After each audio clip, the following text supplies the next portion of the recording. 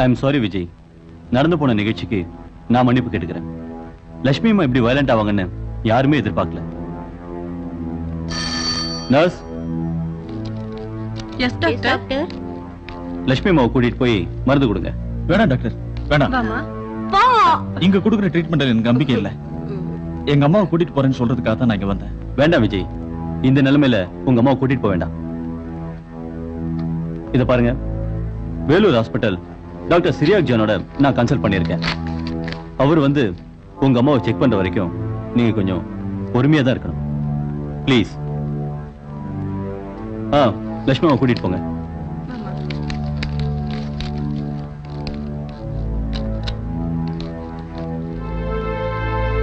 Doctor, நான் சின்சியரா கேட்கிறேன், எங்க அம்மாவுக்கு மறுபடியும் ஞாபக சக்தி கிடைக்குமா? கண்டிப்பா. நீங்க அந்த விஷயத்துல எதுக்கும் கவலைப்பட வேண்டாம். பிரெயின்ல ப்ராப்ளம் இருக்கிறதால ஒரு சின்ன ஆபரேஷன் செய்யணும். எனக்கு இந்த உலகத்துல எங்க அம்மா மட்டுமே இருக்காங்க. எல்லாமே எனக்கு தெரியும். நான் உங்க அம்மாவை எங்க அம்மா மாதிரி பாத்துக்கிறேன். வேலூருக்கு போற சமயத்துல செலவுக்கு பணம் தேவைப்படும். ஆனா உங்க அம்மா மறுபடியும் பழைய மாதிரியே கிடைப்பாங்க. Thank you doctor. நான் வரேன். ஓகே.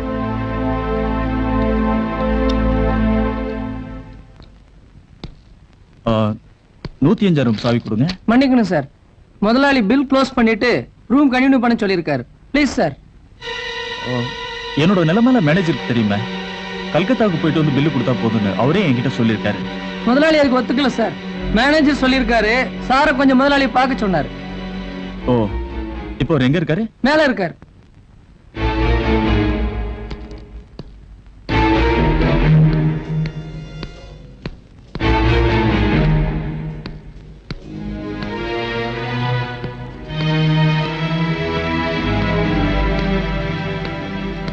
Good morning sir.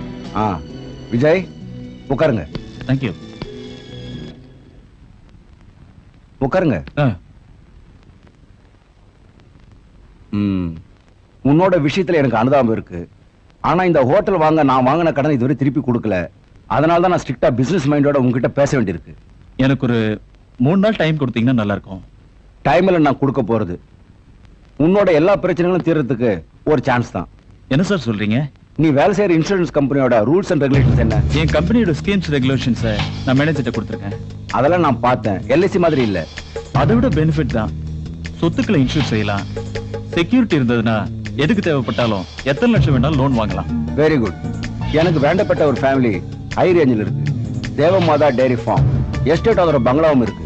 அந்த டெய்ரி ஃபார்மை பத்தி நான் கேள்விப்பட்டிருக்கேன். அதோட உரிமையாளர் தான் பெர்னாண்டஸ். அவர் மனைவி ரோசி.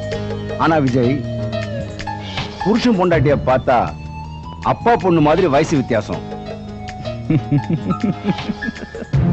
ஆனா வயசானாலும் பெர்னாண்டஸுக்கு பிசினஸ் பண்றதுக்கும் பணம் சம்பாதிக்கிறதுக்குமான திறமை இது வரைக்கும் குறையல. அவங்க உங்க சொந்தக்காரங்களா சார்? ரோசி என் சொந்தக்காரி தான்.